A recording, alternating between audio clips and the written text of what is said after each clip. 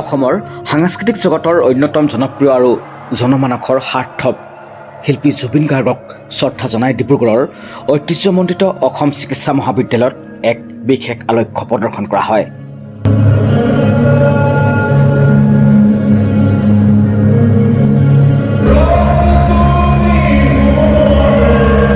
ঊনআশী সংখ্যক প্ৰতিষ্ঠা দিৱসৰ লগত সংগতি ৰাখি মহাবিদ্যালয়ৰ শিক্ষক শিক্ষয়িত্ৰী আৰু ছাত্ৰ ছাত্ৰীসকলে মিলি এই মনোমোহা সাংস্কৃতিক অনুষ্ঠানটি মঞ্চস্থ কৰে।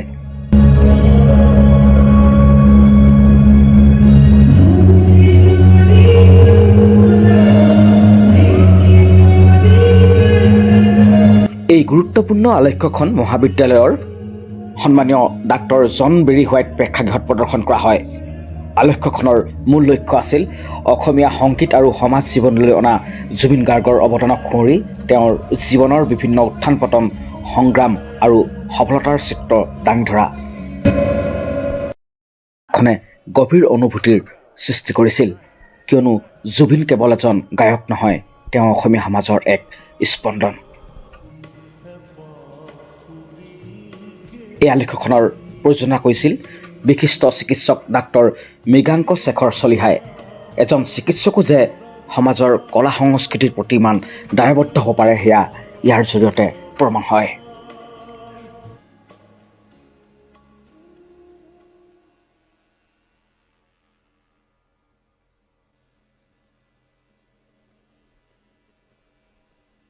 আলেখ্যখনৰ লেখিকা আছিল জনপ্ৰিয় সাংস্কৃতিক কৰ্মী অপৰাজিতা পূজাৰী।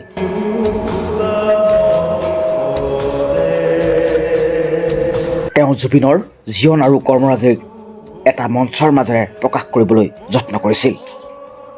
নাটখন পৰিচালনা কৰিছিল প্ৰদীপ্তপ্ৰাণ ভট্টাচাৰ্যই। তেওঁ সুদক্ষ পৰিচালনাত আলেখ্যখনে পূৰ্ণাংগ ৰূপ পাইছিল।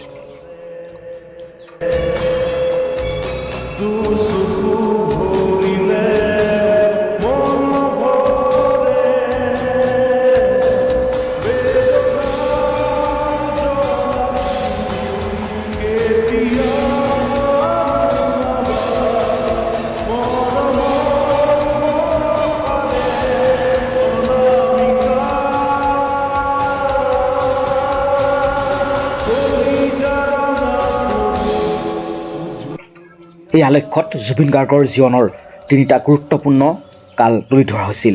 এই তিনিটা চৰিত্ৰত অভিনয় কৰিছিল কৰ্মে মহাবিদ্যালয়খনৰ শিক্ষক আৰু ছাত্ৰ ছাত্ৰীসকলে।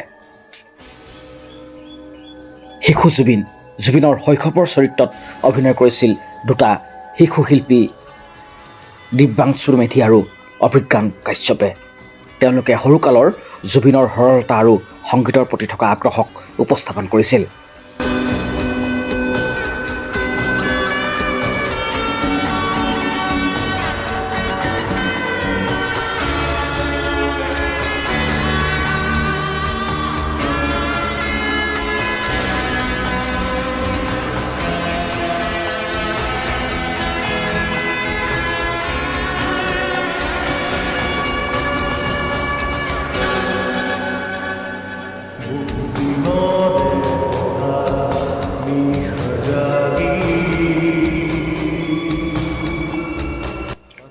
পঁচিছ ২৬ বছৰীয়া জুবিন অৰ্থাৎ ডেকাকাল প্ৰতিষ্ঠাৰ বাবে সংগ্ৰাম কৰা আৰু সফলতাৰ দিশে আগবঢ়া ডেকা জুবিনৰ চৰিত্ৰত সুন্দৰ অভিনয় কৰিছিল কৌশিক গগৈয়ে।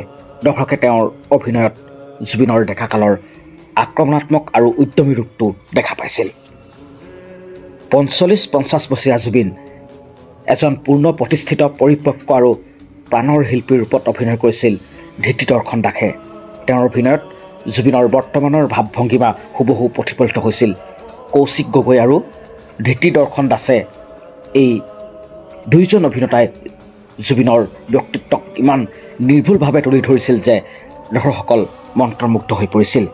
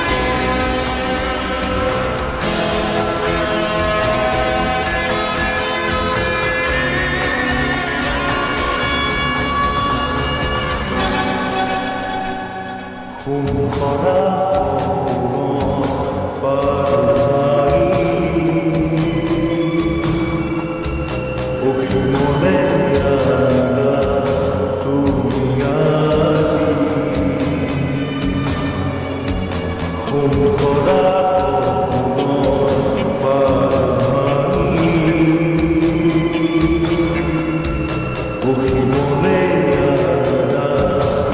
মনোগ্ৰাহী আলেখ্যখনৰ শুভ উদ্বোধন কৰে অসম চিকিৎসা মহাবিদ্যালয়ৰ অধ্যক্ষ ডাক্তৰ সঞ্চিত কাকতিয়ে।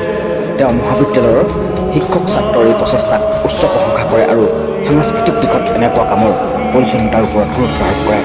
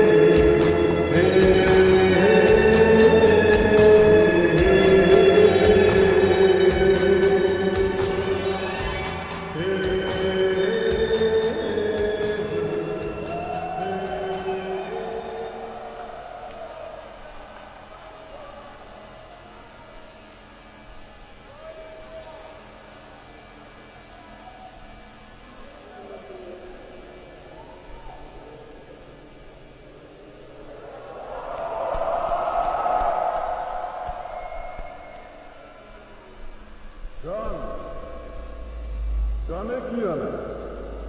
গানে আনে ৰোদ, গানে আনে বিপ্লব। এই শৃঙ্খলা আপন কৰিল পৃথিবী।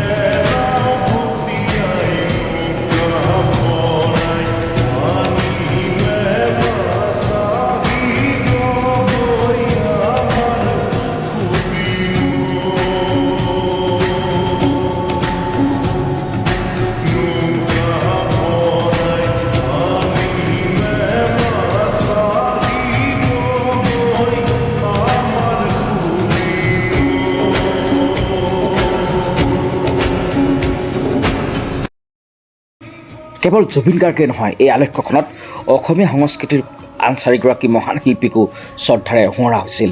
নাটখনত এইসকল শিল্পীৰ জীৱন্ত ৰূপক উপস্থাপন কৰা হৈছিল। কলাগুৰু বিষ্ণুপ্ৰসাদ ৰাভা, ৰূপকোঁৱৰ জ্যোতিপ্ৰসাদ আগৰৱালা, সুধাকণ্ঠ ডক্টৰ ভূপেন হাজৰিকা আৰু গীতিকবি হীৰেণ ভট্টাচাৰ্য। এই মহান শিল্পীসকলক তুলি ধৰাৰ ফলত আলেখ্যখনে অসমীয়া সংস্কৃতিৰ এক বৃহত্তৰ চিত্ৰ দাঙি ধৰিছিল। এই অনুষ্ঠানটোৱে ডিব্ৰুগড়ৰ অসম চিকিৎসা মহাবিদ্যালয়ত শিক্ষাৰ লগতে সাংস্কৃতিক চেতনাও যে সজীৱ হৈ আছে তাকেই প্ৰমাণ কৰে।